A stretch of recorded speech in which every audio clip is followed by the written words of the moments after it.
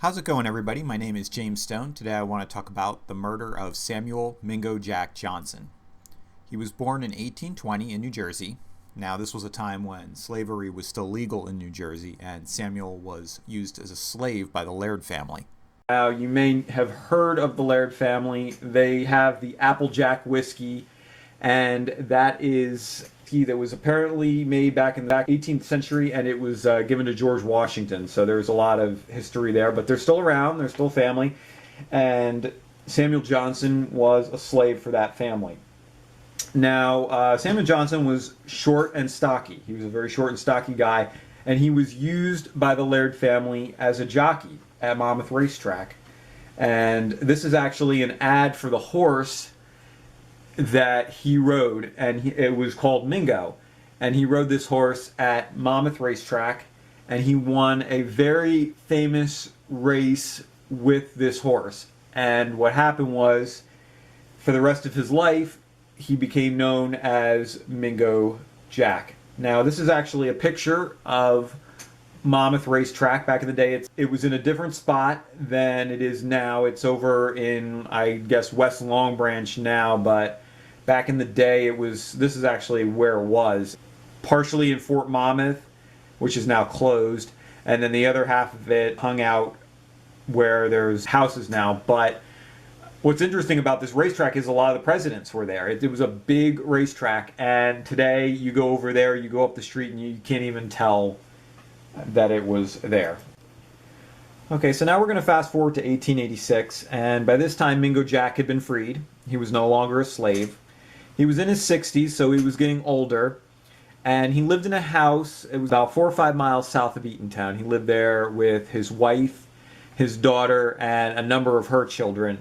And things weren't going so well for Mingo Jack at this time. He was having to be supported by the town poor fund. It was hard for him to find work, and he was having to support his entire family. So there was nearby another woman by the name of Angelina Herbert, who was having her own issues. She was 24 years old. She was a white woman, and she had tuberculosis, and so she was very sick. She lived with her parents. However, on March 5th, 1886, Angelina was feeling a little bit better that day, and her mom gave her permission to go to a friend's house, the Jackson Browns, to return a tin baking dish. And that's where problems started. I'll show you here, I'll kind of give you an idea of where things are. This would have been in the area of Mingo Jack and Angelina Herbert's house, and this would have been the trail that she took. It would have been a wooded trail through here. And as you can see, there's the Jackson Brown house, which is actually listed on this map. Now, to give you an idea of where this is in relationship to today, the Monmouth Mall would be up in this area, and this would be Highway 35. And as you'd head south here, obviously it's a lot different now. This is a very dirt, wooded, secluded area back then. But you'd head south here, and this would be near where the Red Lobster is today, if you're familiar with that area. You'd have the Sheraton up here with Industrial Way. So Angelina was returning the tin baking dish. She was walking through this trail when suddenly she was attacked, knocked to the ground, beaten by some man, and she was raped, and this man fled. But what was interesting, while he was attacking her, he asked her if she knew who Mingo Jack was. He didn't say he was Mingo Jack. He said, "Do you know who Mingo Jack is?" And that might have planted a seed in her mind that it was Mingo Jack who had actually attacked her.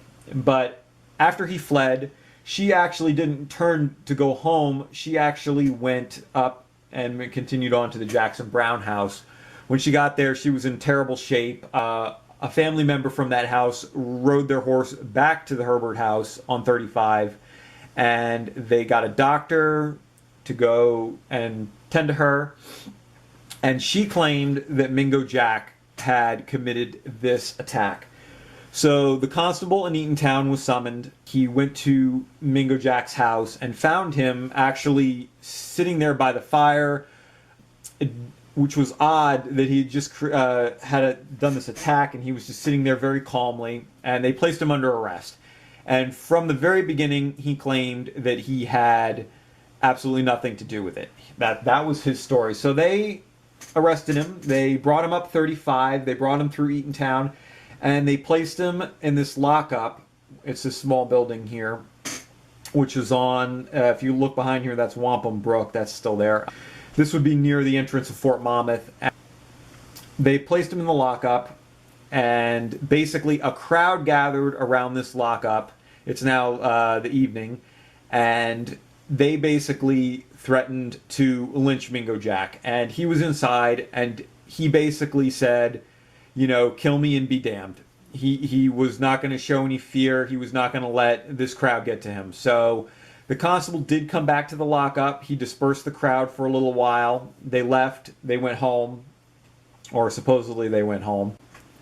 Okay, so now it's midnight, or near about there. There are people gathered around this lockup, and they decide they're going to go in, and they're going to break the door down. Even though the door is locked, they're going to break the door down, and they're going to go in, and they're going to get him. So they break the door down. They chase Mingo Jack inside the lockup. They beat him horribly with clubs, bats, whatever they can find.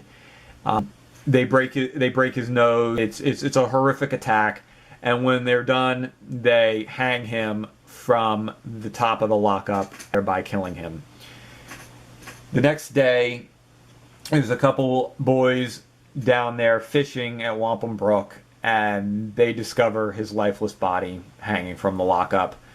And the coroner comes, and here's his death certificate. Here, Samuel Johnson, and now it says here that he's 77. He was actually in his 60s. They tend to make mistakes on this, but it says compound fracture of the skull caused by a person or persons unknown to the coroner. So Mingo Jack was buried over at the Locust Grove Cemetery. This is behind the Quick Check, near where 36 and the Monmouth Mall are. And after he was buried, a lot of the people that were at his funeral went to, on the same exact day, went to the Hall's Hotel in Eatontown, because this is where they were holding an inquest into the people who caused his death. Now, the inquest itself was a complete farce. There were people on the stand who were clearly drunk.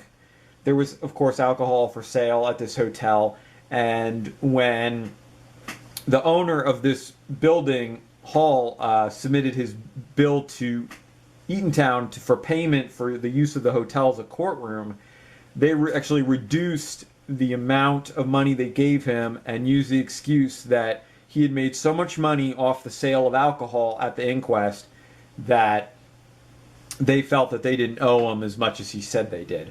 So that just gives you an idea of what happened, you know, how drunk people were. So it was a complete farce. Nothing ever came of it. Nobody was ever prosecuted. However, two interesting things did come out of it.